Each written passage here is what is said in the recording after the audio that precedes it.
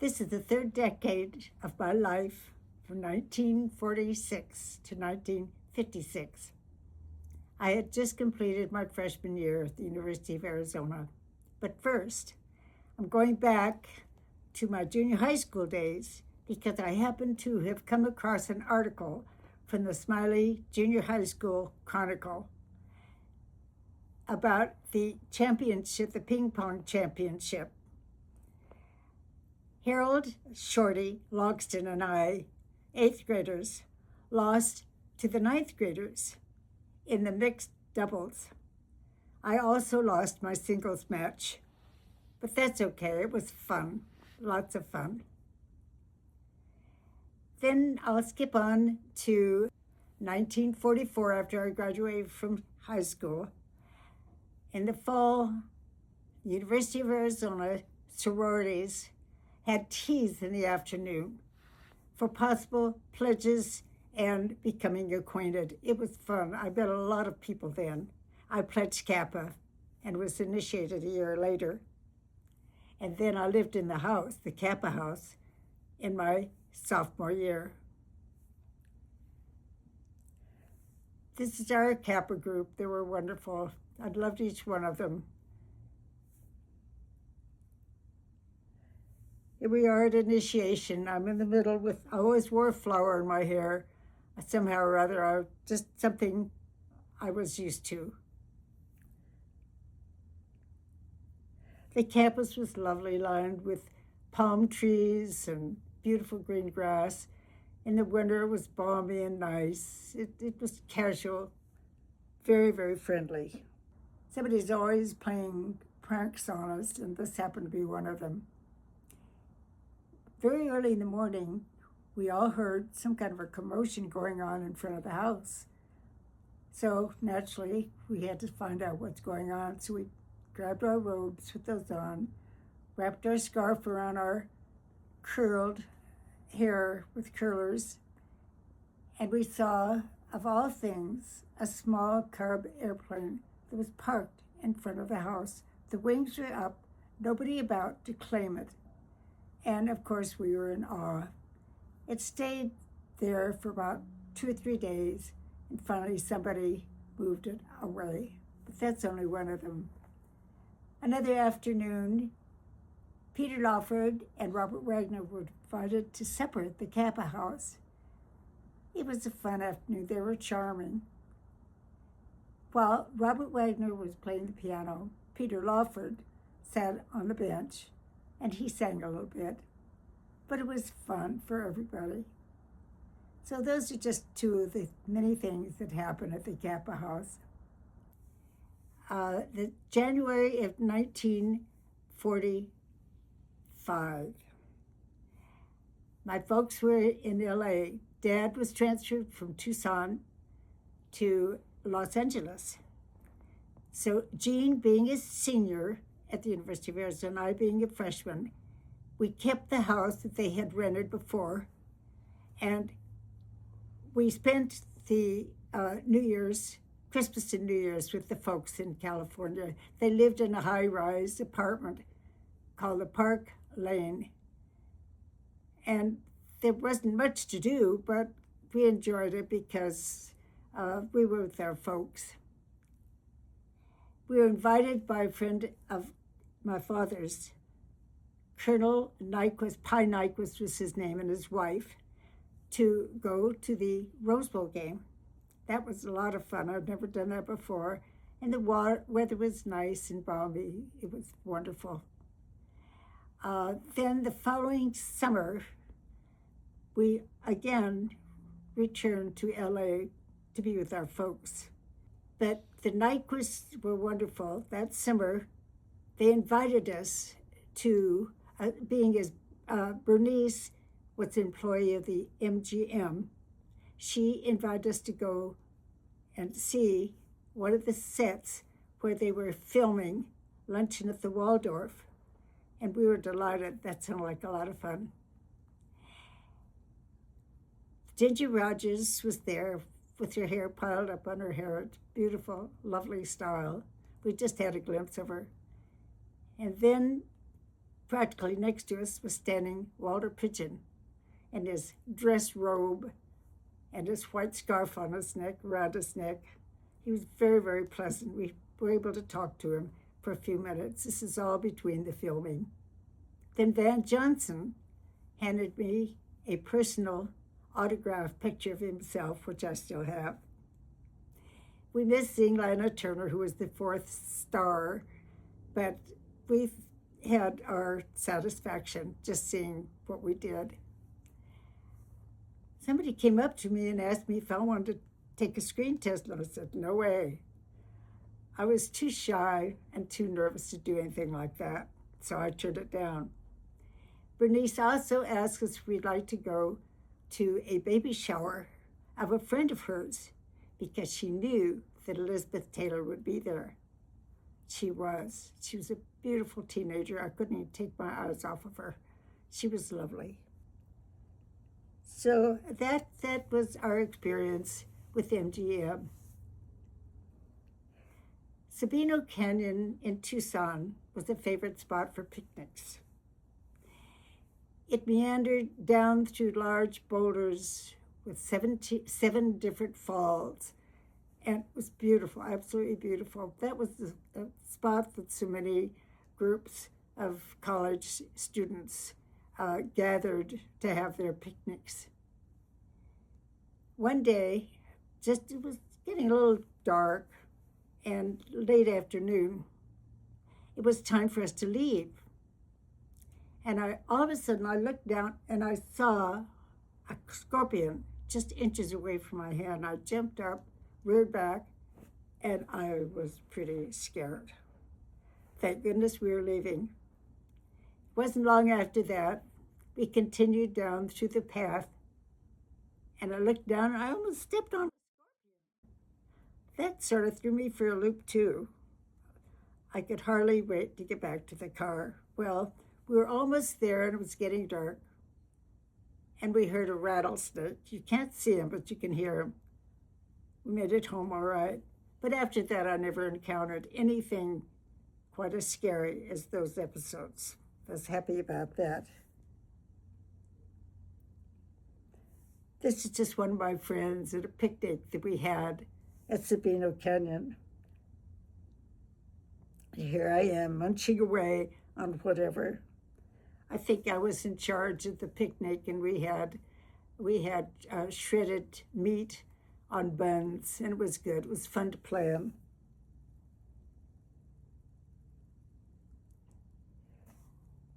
The Sigma Chi's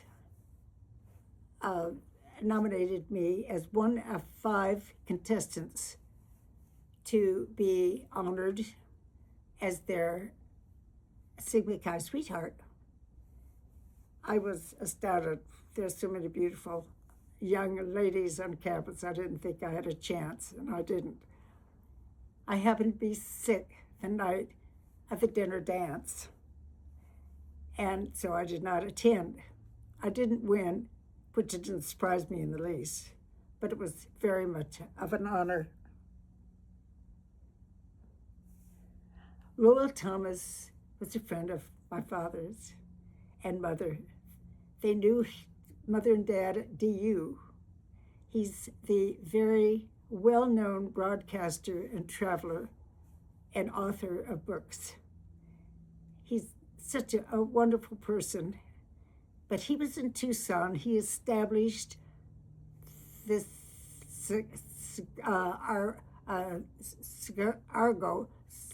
Cigarro ski club in the Santa Catalina Mountains. Tucson is surrounded by mountains, and that was the only place that they had snow enough for them to ski. But it was fun. It was nice for him to do that.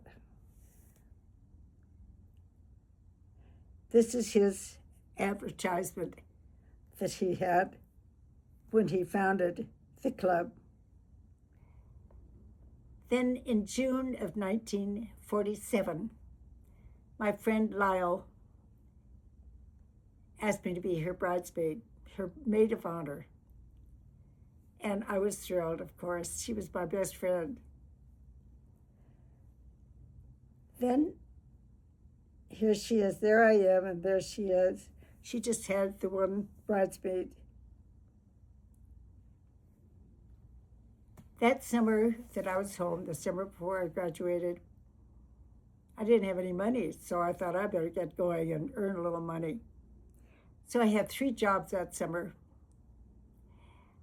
I was hired by Connor Advertising Agency to work full time. I was delighted because advertising was kind of what I wanted to do. So I was there full time.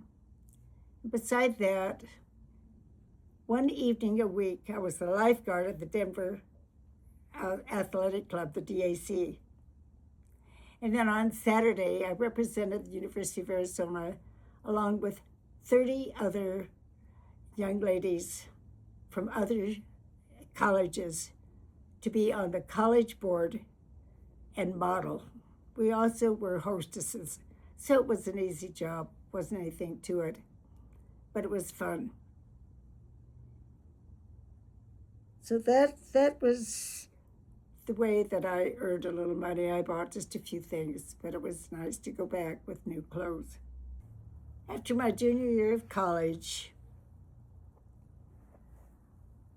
I was home in Denver for the summer. In September, Jean was married to Bill Hall, and I was her bridesmaid or maid of honor.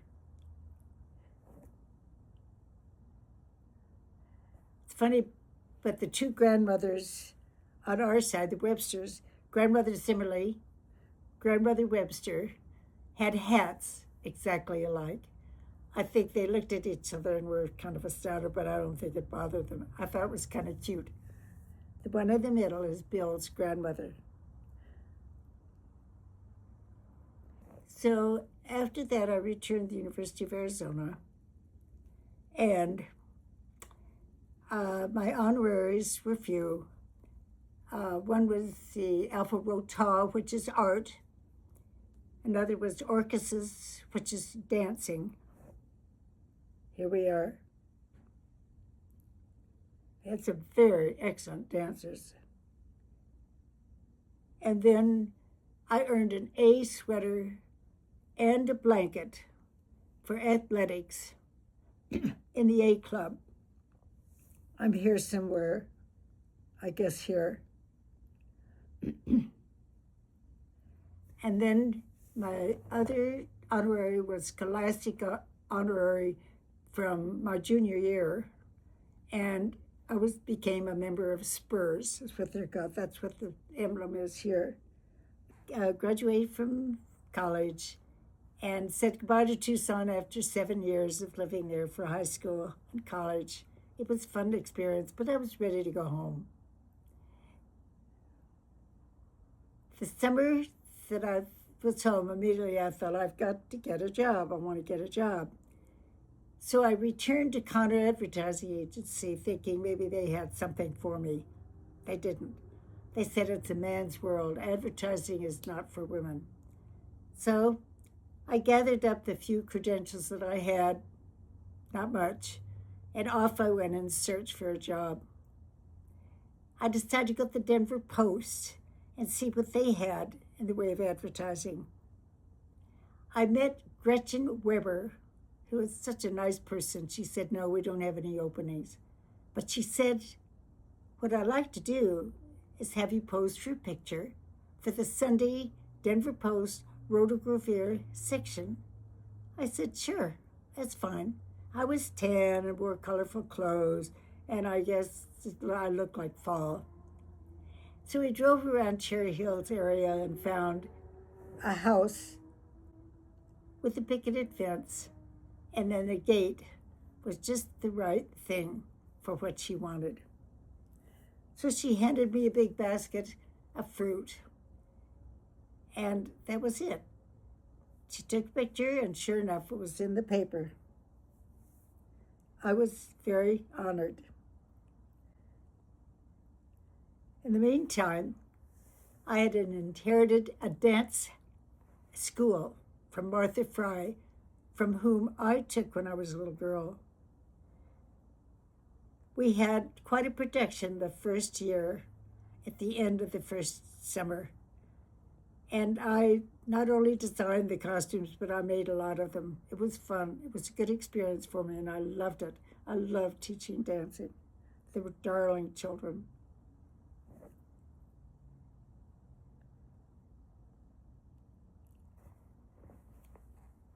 I was still looking for a job. Finally, I relented and I said, well, I'll just go to the telephone company. A lot of my friends are there. I did get a job with the telephone company for 2 years. I was a little restless and wanted to do something else. So I scraped up enough money that I felt that I could go to Europe.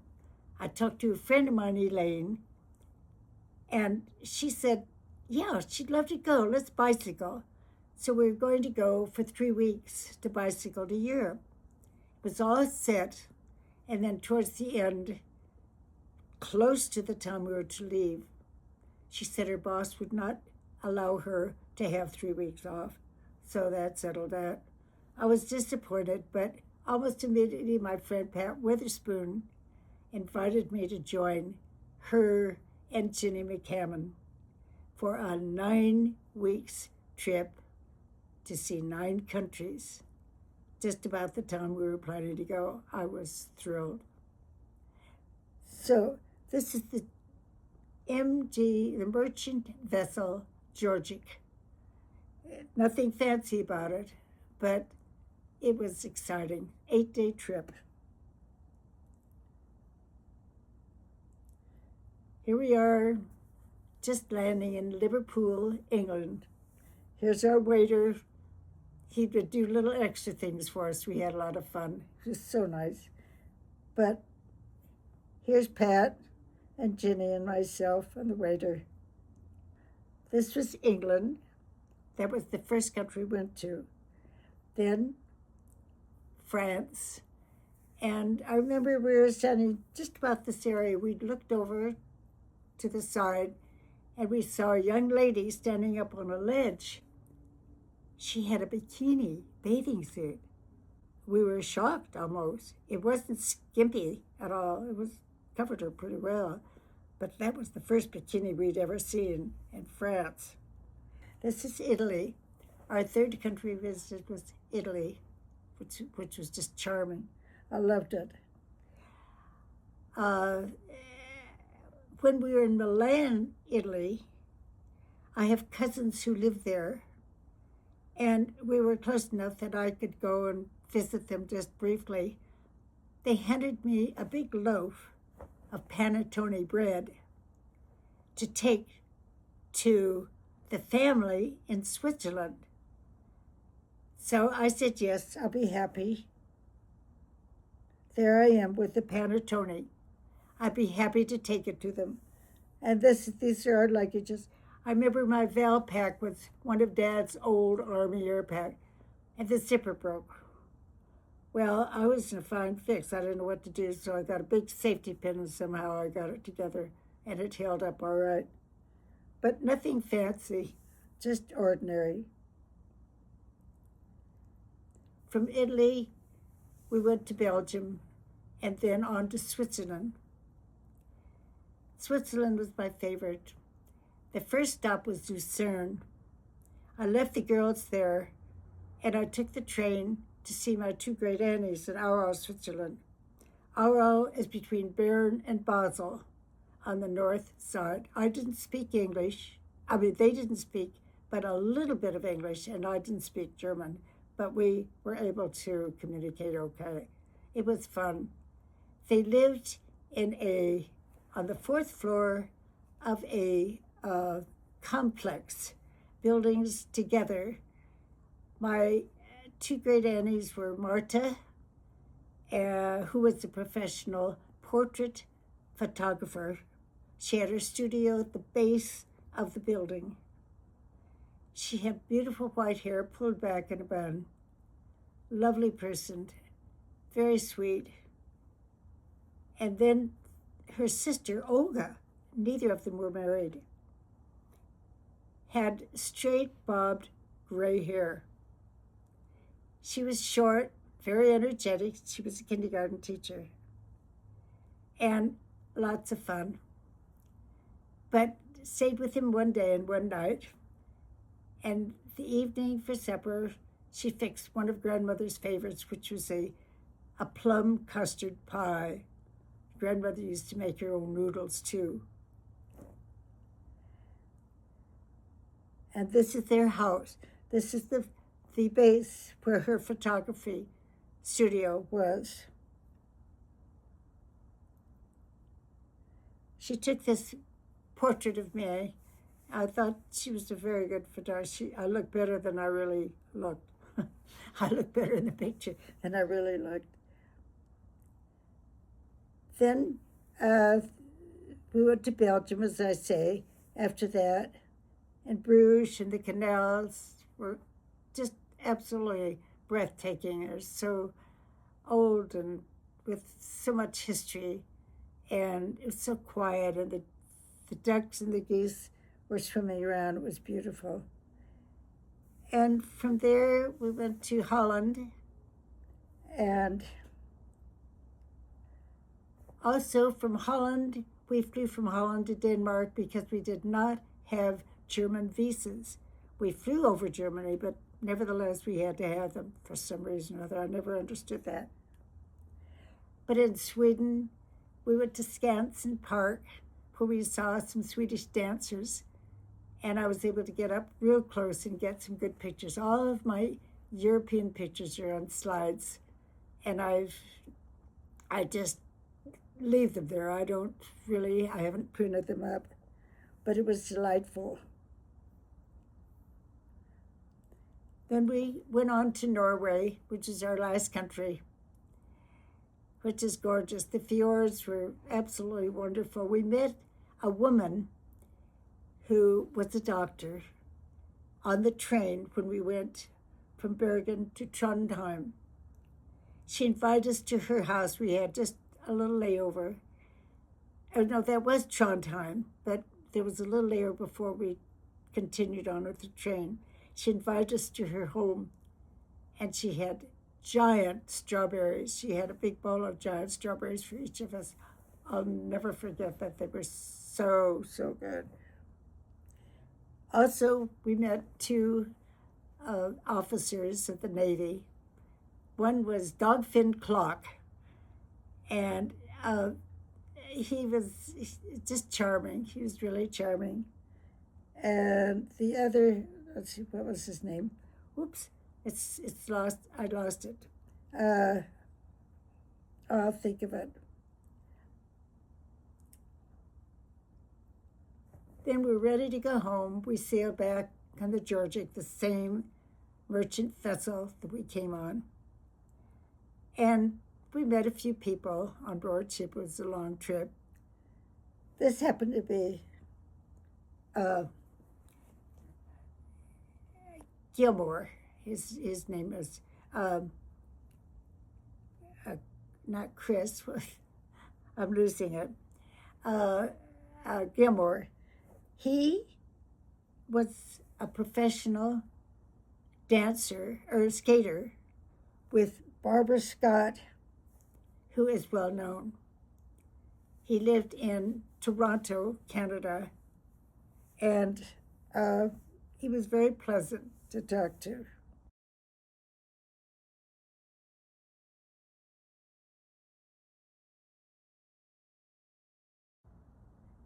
Then, when I came home, I knew I had to get a job right away.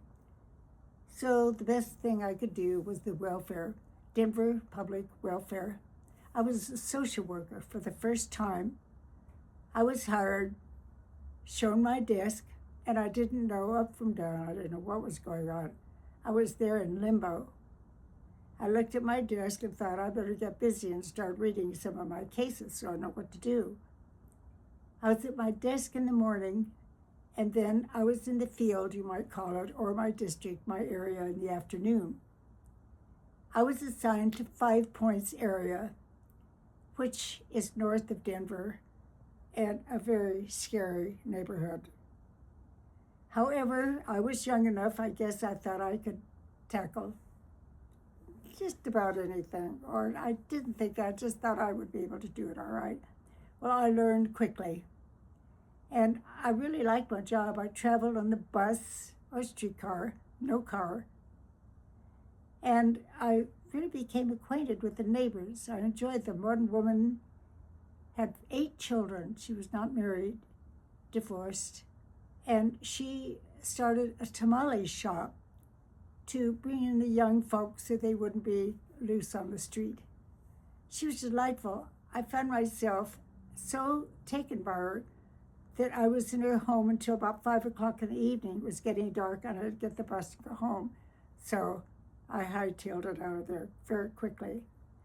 Another woman, I went up a flight of stairs, knocked on the door. She entered it and recognized me right away. She had a butcher knife in her hand like this. And she said, "Get out of here."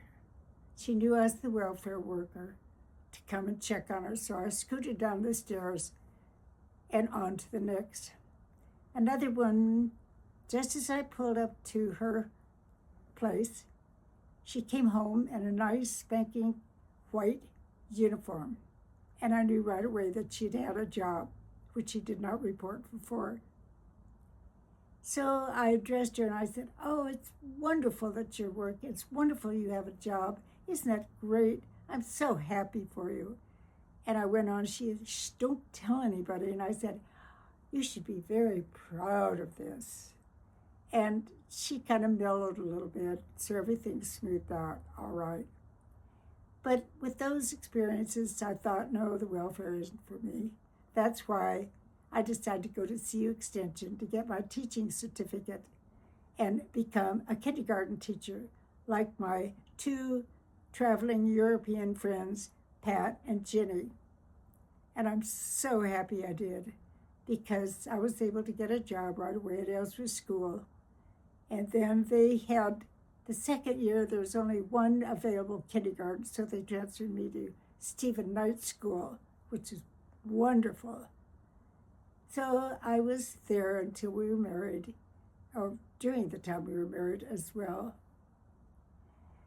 But then, having traveled on the bus and streetcar and having extra time, I always had to have something to do. So I knit. In fact, I knit an Argyle sweater for my older brother, Webby, and with socks to match. I had knitting needles tucked under my arms, trying to do it, managed, because I had about 18 different bobbins. But I did that, and it turned out pretty nice. And my sister wanted me to make her family ski sweaters. So I said, okay. They were all matching. They were blue with a white cable knit across the chest like a rope. So I made one for Jean, one for her husband, Bill, and one for their son, 2 years old, Steve. The last sweater and the last knitting that I ever did was the ski sweater. And it took a while to do, but it was worth it. I still have it. And it was just perfect. It was so warm, and it just told me that that's the end of sweater and I'm not going to knit anymore. In fact, I didn't ride the bus or streetcar because by that time I had bought a car. That was after I was teaching and I needed a car desperately, so that's what I did.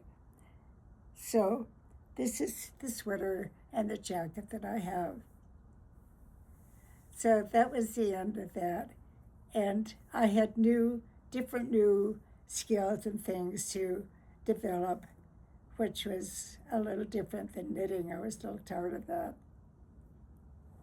The summer before Al and I were married, a friend of mine, Marvin Clark, and his wife, whose name is Dick, invited me to take a road trip through Canada. I was delighted. He was an excellent photographer, and he took 3D pictures. He taught me a great deal about photography, and I'm so grateful ever since. But we started out, we drove through Montana, up to Banff. And there was, they were filming.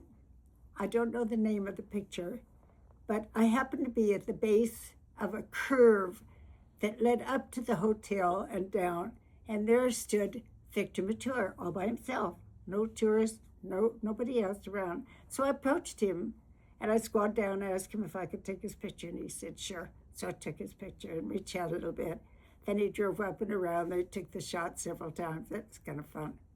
Then we went on to Lake Louise, which is, oh, beautiful. The lake is absolutely gorgeous. It's something everybody should see. We continued up to the very end to Jasper National Park. We were standing there, as a train was pulling in. And I happened to look to my left, and there was a group of people there. And I thought, maybe somebody important is coming in on the train. I don't know. But I happened to speak to somebody, and they said Marilyn Monroe is coming in to make a film. So I thought, well, I'll just stand here. I'm not that excited about it. So I stood alone about 2 cars down from the crowd, so I was alone. Well, the train pulled in very slowly, passed the crowd, and came right in front of me. Marilyn stepped out on the steps, and she looked right at me and smiled, as were her escorts, 2 Mounties, dressed in red coats with the wide-brimmed hats. It was a picture. My pictures are beautiful. As a matter of fact, when I took them to the Antique Roadshow, they said they were worth $2,000 or $3,000. I've never printed them since or let them out of my sight because I thought, there's a little value there. So that wasn't the end of that. I was really happy. The crowd came and I was finished my picture taking. But we understood the cast was going to be up in a mountain cabin area. So we meandered up there. There were no tourists at all around. So we had our pleasure to take pictures at our leisure. So first of all, we saw Robert Mitchum and his wife and young daughter. We didn't talk to them, but it was fun to see them. And also Rory Calhoun and his wife were there. We waited for Marilyn to come out to say hello to everybody because they said that she had expected to. So we waited. Finally, she came out. She opened the door. She had a black tailored suit and white blouse, and she smiled while she opened the screen door. She said, I hear a camera clicking. And we thought that was pretty humorous. But she was lovely, and we didn't see her for very, very long. But they were filming the movie of River of No Return. It was a good movie, but she, again, was very good in it. So after that, we just traveled on down. We came back through Canada, and it was a wonderful trip. After our trip home from our European trip, I had the summer to organize all my slides and pictures and notes. I wrote letters to the folks on email, tiny little prints, because that was my diary. So when I got home, I typed all that up. So I have a complete diary typed up of the trip. Dad said he couldn't read my letters, so I said, well, I'll tell you all about it when I get home. So that worked out. But I had precious children. Stephen Knight, I just love Stephen Knight. I had quite a group of children. I had 35 in the morning, 35 in the afternoon, 2 different groups. I was Ellsworth School, the first school I went to for a year and a half, and the second year they didn't have enough for 2 kindergartners, so that's when they transferred me to night school. I was so happy. It was a wonderful school. Here are the children. Then when I got home, a friend of mine told me about Vera Sears. She and her husband escaped the Nazis just in time. She established a dance school, and I took from her for 8 years. It was at Lamont School of Music towards town, and I really loved every minute, just once a week, but it was wonderful. Then, in the summers 52 and 53, I had the opportunity to take dancing from Hanya home. Hanya was a famous dancer. She took from Martha Graham. Martha Graham took from Pilates, which I took recently. So it was all the same kind of technique and style. She was wonderful the way she'd sit at the end of the bench. She wore black as a rule. She had black long skirt, black top, and she'd sit there very direct. She was 90 years old, and she would put her hands on her knees and observe all the dancers. The music was on, and she had them dance freely. She wanted to distinguish their technique, their style, their ability while she was composing. She composed a dance while she was sitting there. It was so interesting. It was a huge group of national and international students. I was there the entire summer. We mingled with the other fine arts students at Colorado College in Colorado Springs. They were in music and our dance, as I say, and art. So combining all the fine arts, we had a production at the end. It wasn't fancy, but it was a good program that we had. But I enjoyed those 2 years so much. As a matter of fact, when I was, again, I thought, to earn my tuition, I wanted to earn a little money. So I was able to get a job as hashing at the dorm where we were staying. So in the morning, I'd put my uniform on, run down 4 flights of stairs, and hash at the dorm. I not only hashed, but I was hostess also, a waitress, more or less, and a hostess. So I would do my job, run up 4 flights of stairs, change my uniform to my leotard, run downstairs, and serve lunch. Then run upstairs and change my leotard to the uniform, come down, and dance. Well, from my uniform to my leotard, then dance in the afternoon.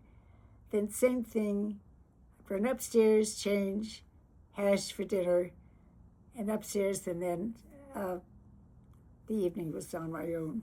I did have a roommate, and it worked out nice. She wanted me to rent a house, away from the campus, but I said no. I said I just want to work and for my tuition. So actually, it was a wonderful experience. She was magnificent. She wore her gray hair pulled back with a long, long braid that ended by her spine.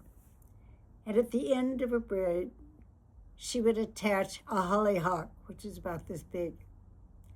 And when she would move or dance around, the hollyhock would go like this, her braid, or swing back and forth. It was so much fun to watch. But she was, I don't say a character, but she was an individual who was very outstanding. She's very, very talented. This is some of her dancers. She was professional. She's very professional. This is when I changed from my uniform and then to my leotard. Then it was right after that. Al and I were married December 17th, 1954, at the Warren Methodist Church. Jean was my matron of honor, where my 2 sister-in-laws, Katie and Jackie Webster, were my bridesmaid, as well as Lyle Chenung, Lila Morrison Janang from Tucson, Arizona. I was in her wedding. She was in mine. The girls wore velveteen dresses, 3/4 lengths, with boleros to match and a headband. It was a lovely color for Christmas. The church was all decorated for Christmas, so I didn't have to do a thing. We had a very simple reception in the lower level of the church. We had a 4-tiered cake. We had nuts and mints, and that was it.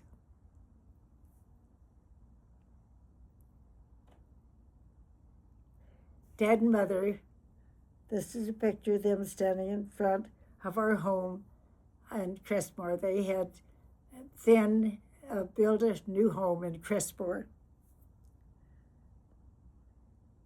And here we are, all dolled up, ready to head off for Mexico for our honeymoon. We went to Taxco, Guadalupe, Guadalajara, and Mexico City. Hardly any tourists around at all. We had everything to ourselves. It was so nice and quiet.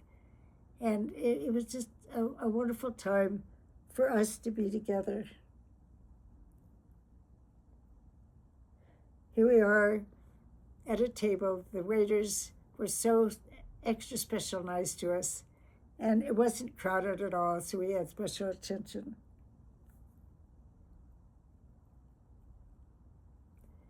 When we came back, we headed for our little condo. It was the front unit of other units. It was our first home. And it was small, but it was there for us. It had only a few things that were our own. We had a card table and 4 chairs, and we had a console TV that Mother and Dad gave us for a wedding gift. We had a mattress for a bed. We slept on a mattress. We had towels and sheets, and that was about all. It wasn't long after that we were offered to house sit for a backdoor neighbor of Mother's and Dad's in Crestmore. It worked out nicely because it was free rent, and we were just there living in their house while they were in Norway for 3 months. And then we could see Mother and Dad. It worked out nicely. In the meantime, we'd heard about an apartment that would be available near DU on 2045 South Josephine. It was quaint. It was so nice. It had 2 bedrooms, a bath, all small. Beside our card table, I eventually found a soda table and 4 chairs at a garage sale. So that was our next dining room table, you could say.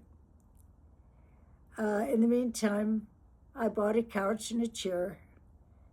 But the chair that we had in front of the fireplace was one that Al's folks gave us. It was old and needed reupholstering, but it was a nice, comfy chair. So I thought, well, if it needs upholstering, I better do it. So I asked a friend of mine how to go about this. She said, you use a curved needle. She said, everything that you take off, keep track. The first thing that comes off is the last thing to go back in the chair. And that's what I had to go on. So I figured things out by myself, and it worked out. This is the chair, and it was before Anne was born. This is where we lived. It was quaint. It had a brick fireplace, and it had beam ceilings, and it was really charming. It's all we really needed.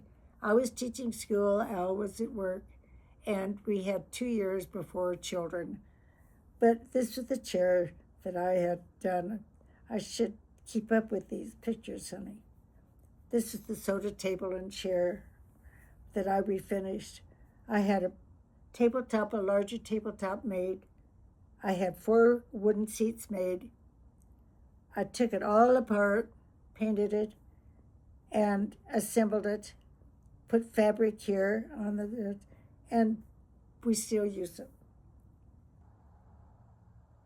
This is our first Christmas on Josephine, 2045 Josephine, which is the same house.